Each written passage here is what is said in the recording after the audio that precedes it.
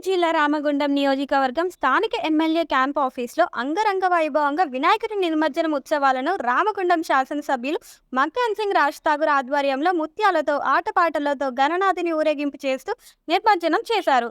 MLA సతీమణి మనాలి ఠాగూర్ మరియు కాంగ్రెస్ నాయకులు, కార్యకర్తలు, ప్రజలు అధిక సంఖ్యలో పాల్గొని క్యాంప్ ఆఫీస్లోని వినాయకుడి నిమజ్జనంలో పాల్గొన్నారు.